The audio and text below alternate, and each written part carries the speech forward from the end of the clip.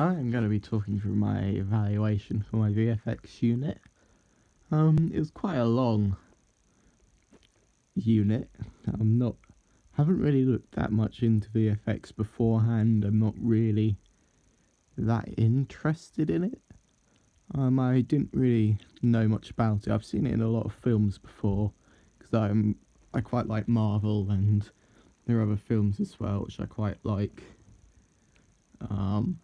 Some Steven Spielberg, like, you got your Jurassic Park, and then you got these other ones which I can't remember the name of, but it's quite cool. I'll try and remember the rest of the vlog. Right, and so when we got handed the brief for the VFX unit,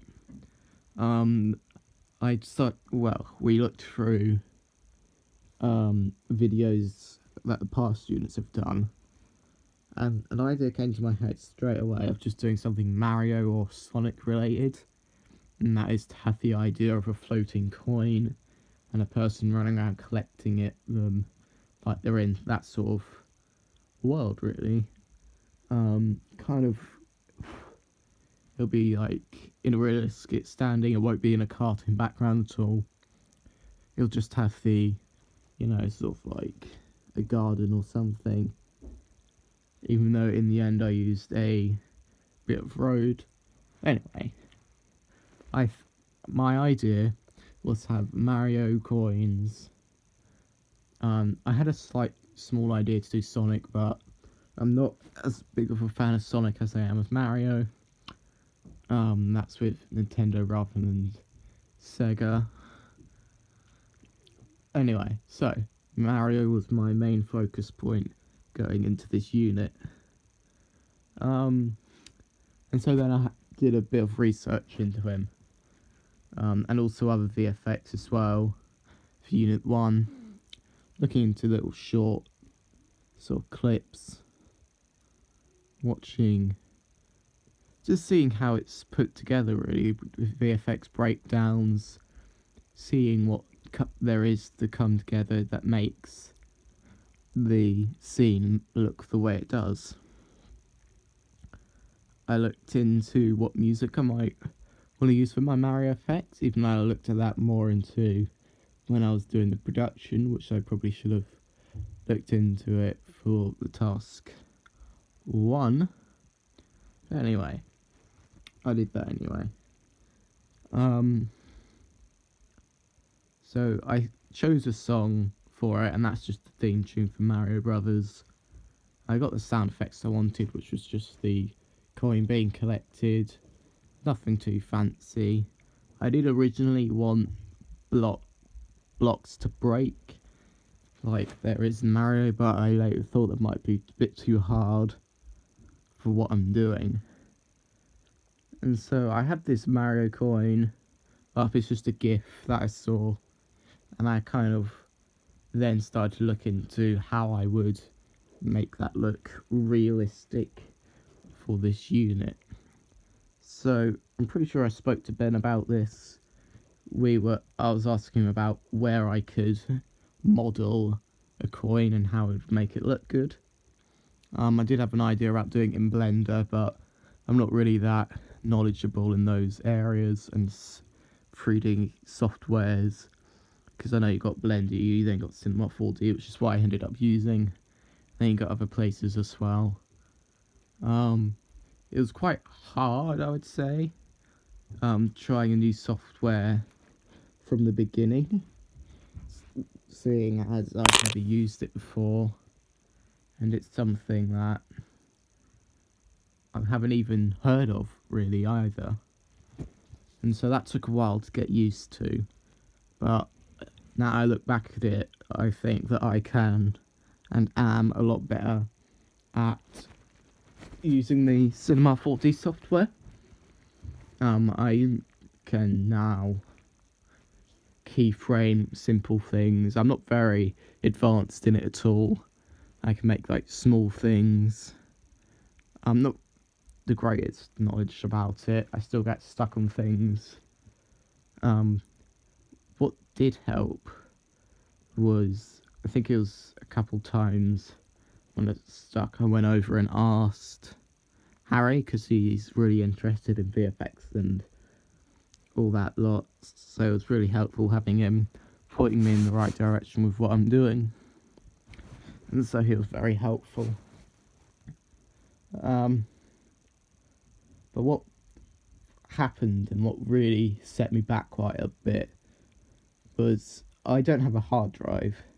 The one I had in level 2 and for most of year 1 of level 3, the cable broke, and so I can no longer access the context within the hard drive in the college computers.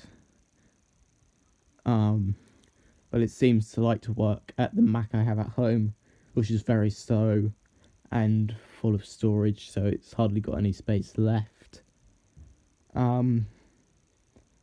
But so I've been working off the desktop, which isn't great, I know, but I haven't had a chance to get a new hard drive, which I will definitely need for the near future of the rest of year 2. But what happened was I logged in one day to help finish my research and my task 2, and everything was deleted off my desktop. All my files, all my practice modelling of my 3D coin, all of it, all my tasks, everything. And so that really set me back. I asked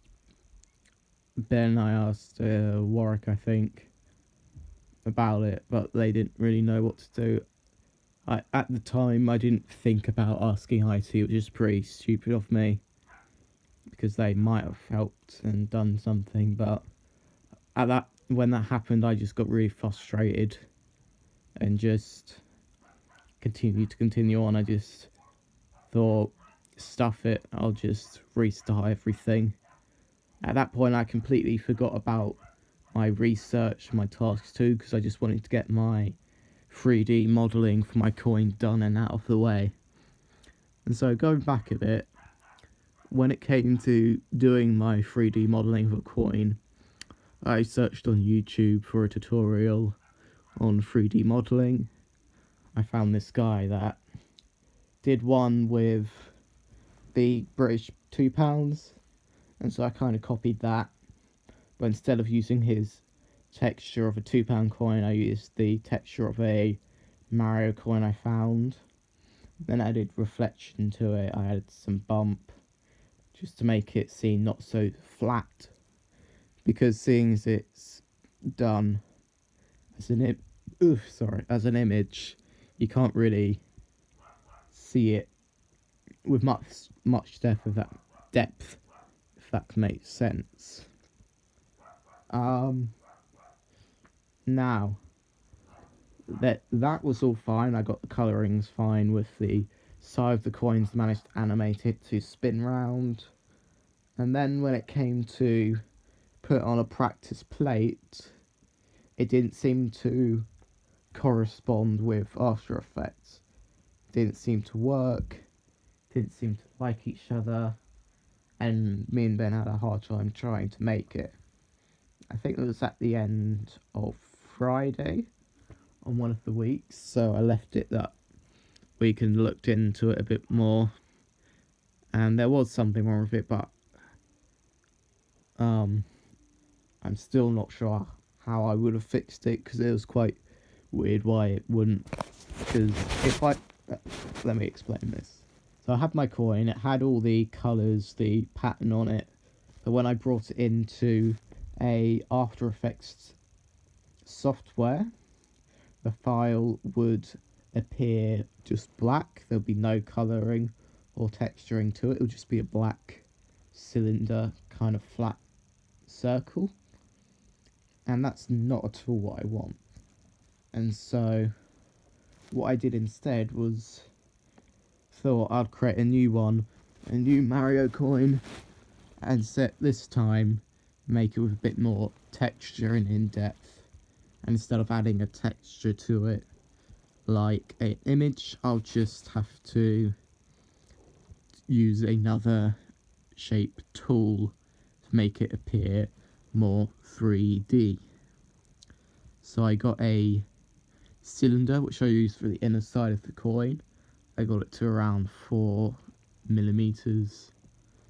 I'm not sure if this is helping you visualize what it is, but then I got kind of like a circular tube. It's hollow in the middle, a bit like a Pringles packet. And so that was the outside. So then it's kind of got this depth, with the inside being slightly inner and the outside having a bit more texture. Then I just coloured that to be a gold sort of colour. I then gave it a bit of shine to it, to the light. And then with one of the lessons we had with Ben about how to make a 360-degree environment, we'd decided for a practice we'd put the coin in the middle of the classroom and have it float in the middle. Now, yes, this was supposed to be a practice, but this practice took like loads of weeks. I think I took around 3-4 weeks off the whole unit trying to get it to work on this gosh darn classroom coin to float. It was very annoying and frustrating, because whenever I added there wasn't any marker points that would fit perfectly for what I wanted it. And so what we did in the end was I got a different point. I used the 6K camera, so then there's more viewing for it. And so we just kind of moved in and out a bit with the camera, so it's just kind of panning out. So we managed to get marker points with that. And it wasn't the greatest thing, but it did stay there. And we added reflection to the environment with the sky. I can't remember what the file's called. I think it's DVH or something. So we had a 360-degree environment in the Cinema 4D software. And so I could then edit it to the marker points, tracking, thingy-majiggies in After Effects. This went alright. It didn't have very smooth, it didn't go exactly how I wanted it to be, because it didn't have enough parallax to it. Anyway, so after that I decided, you know what, it's getting quite soon to the deadline, let's get it to the actual plate. And so I firstly booked out a camera and tried it in the hall of the college, and then I tried marker points, but there just wasn't enough parallax, and my small brain couldn't comprehend what parallax meant. I just thought zooming in and out would for some reason be parallax, but that is not it. And so that didn't work for my first shot, which was just down the hall with Jack. At first I wanted to have some sort of story with it. As I got closer to the deadline, I realised, no, I just want to get it done. And so then I booked out a camera, because this was Friday that I shot this. And I filmed on Saturday, and just got my sister to walk down the garden. And I won't say it's Ben's fault, because I know it's not. It's my own fault for not understanding what parallax meant, which is kind of stupid of me. But I got a crane out as recommended. I'm not sure if he meant the gimbal, but he said crane, and my brain automatically went to the big crane you put on the tripod. And so I booked that out. I did kind of like a diagonal line. I got these markers that I cut out on a piece of paper and put them down sort of for help for tracking. And then I shot that. The problem with us is that we got chickens, and so there's like chicken shit everywhere. So we had to clear that away. And so when I came back on Wednesday, I started playing with it then, camera tracking it, and all that jazz. And then it just wouldn't pick up the markers, and it was quite annoying. And so I got Ben to come over to look at it, and he again pointed out that there wasn't really parallax to it, which was annoying for me. And I continued to try and see if it would work. And then on Thursday, I was an idiot and didn't ask for help with Ben. And so on Friday, we're getting quite close to the deadline. We just took the 6K Black Magic and went out, just shot a quick video clip on the gimbal that Ben took, and I was just watching to see what he meant. We got a couple shots with Jack, he was my actor for it. He always comes in clutch and helps me, so I'm really thankful to him. And so we just had him prance about as Ben kind of crab walked slowly to the right to create a parallax effect. And then in in After Effects, it really did track very well, and I managed to get a lot of tracking points, which I used to my advantage. This shot was by far the best, and Ben did a wonderful job with getting enough parallax to it. And so then it came to putting it down, and I had Ben's help with just finding where he grabbed at, if that's right, grasped. I don't know. And so I found the markers of where I wanted, where Jack just randomly grabbed at. And so there are around 5 coins that he grabbed. And so I had to make a solid layer at each of those points just to place the coin over so it would hover. This went quite smoothly. I didn't find it too difficult. I managed to place them there. I made them a bit smaller to fit in with the size of how big it would be if they're actually there. And then I started trying to fit them in a bit. Make sure they be in the right place where he grabbed. But at this point, there was no rotoscoping, so the coins were see-through. Well, not see-through. So like Jack would stand in front of them and you could still see them because they're above the layer that Jack was in. So I'd have to do some rotoscoping above that. But what we had... Sorry. We were going to make another DVH file. I think that's what it says. It's probably not. It was just 360-degree camera angle of the environment which he shot in. I was going to get one. I was going to have Harry to help. But the weather conditions weren't the greatest. It was quite cloudy and sunny, so there was a lot of changing of light. But thankfully, Harry had already had the environment for it. He already had the file that was outside near enough where I was, and so that was very lucky. And I'm really glad that they had that, because I'm pretty sure I wouldn't have been able to get as good as it is now, because I'm not that great with it. So yeah, I added that to each of the coins, so they had a reflection of the environment they were in. It wasn't 100% exact, but it was how I liked, and that's what I could get from what I had, if that makes sense.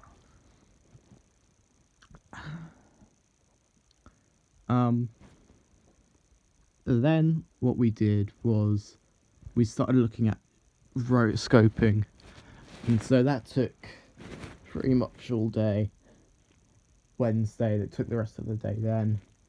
But what kept annoying me was, now I'd rotoscope something, I'd accidentally double click it, which selects all the key points on the rotoscope, and I had to start again. I did this one point with this one coin about 5 or 6 times because it kept changing, so I had to go to the beginning and redo it. It was annoying. That's probably a quicker way of doing it, but that's all I could do at that moment. So yeah, then on Thursday I have English after lunch, so I didn't have that much time, but I got pretty much all the rotoscoping done. And so then on Friday I finished the rotoscoping, and then me and Ben started playing around with shadowing and adding a bit of shadow to it. The shadows didn't go completely great. I didn't know how to do it, and so I had Ben showing me. which I still can't really, don't think I'll be able to replicate it because it was quite complicated and I'm not big enough brain to remember it all. But I don't think I'll use it in the future, but it's good to know something, just for the sake of it, really. But what the problem I found was when the shadow was added, it I had to rotoscope that out as well because that was above the file as well. It was out of the rotoscope that I had it in, out of the keyframes. Then I had to readjust that. Technically, it wasn't that complicated, and it didn't take too long. So then all that we had to do was change the colour a bit of the coins to make them fit in, add a bit of grain to them to fit in the environment, change the colours a bit, make it look as natural as a floating coin can do. And yeah, exporting it was a nightmare. It was so annoying because we tried to do the Apple ProRes HQ for high quality, but for some reason it would only export 1 second of black footage, and it kept doing that no matter what we tried. And so then the next day, because it took all day and we didn't even get anywhere, because none of us had no idea why it was doing that, we did it in ecoder or something. I went for a much lower quality because it had it on the preview, but as soon as you put it on Apple ProRes, it just had loading on it.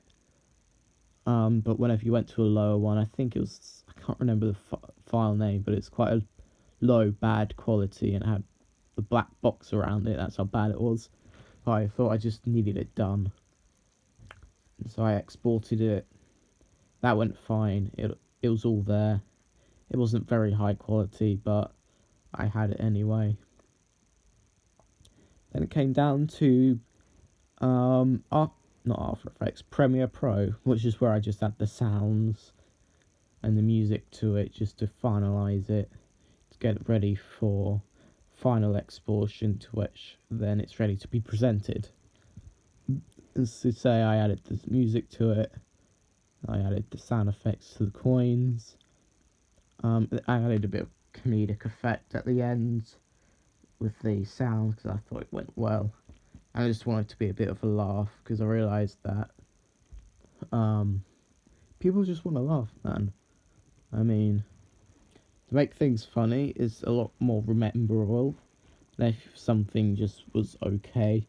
But if it was like okay but had a funny sense to it, at least you had something to remember. That's something I found quite recently, that's something I should probably be doing.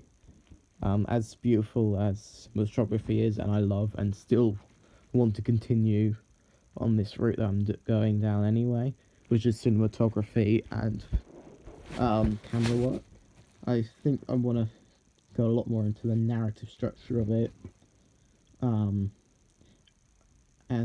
humorous bit of it, because I think it could be quite cool having awesome cinematography with a funny storyline.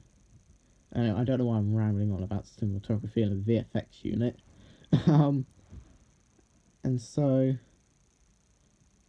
yeah, that all went fine. And then I remembered that, yeah, I still had my researching to do. And so I do have to admit, I didn't go as in-depth in the research as I should have done. But I felt like I did it once. I didn't really want to go through it all again, and that's my own fault. I take full responsibility for not going in as good as I should have done, and to not bouncing back and being resilient as I should have been. I just felt annoyed and frustrated with having to redo it, and so it was quite quick. It didn't go massively well, but at least it's something.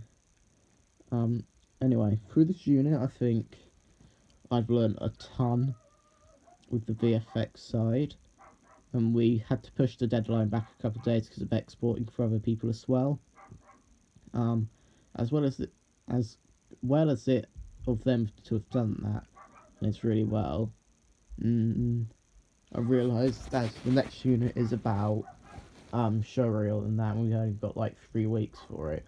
Realised that it probably would have been nice to have a bit more longer finalising and making a showreel good, seeing as it's such an important thing for university, but it doesn't matter. I just have to work harder on it in the future. A lot harder than I did for that research. But yeah, I've learnt a lot with the program Cinema 4D. I've learned a little bit more with After Effects, with camera tracking. And yeah, I was quite happy that I managed to bounce back after that setback with my work being deleted. I am still annoyed about that. I won't let that happen to me in my FMP for this year, my final major project. I will definitely have a hard drive by then, and I'll make sure I have a copy of all my work from both there, the desktop, and the server, because I don't want to be losing anything, and I want to have as much reassurability, if that's the right word, to make sure that I have all things I need, as this is such an important unit.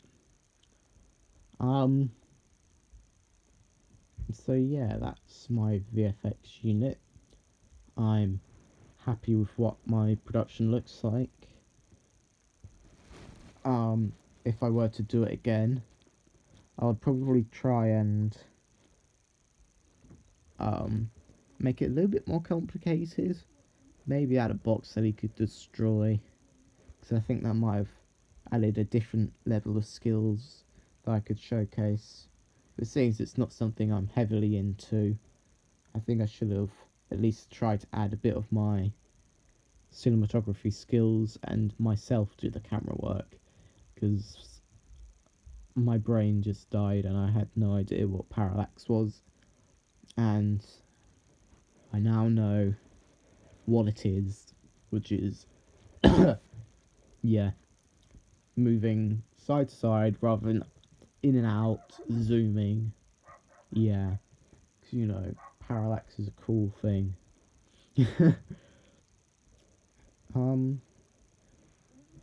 And so yeah, that's my VFX unit.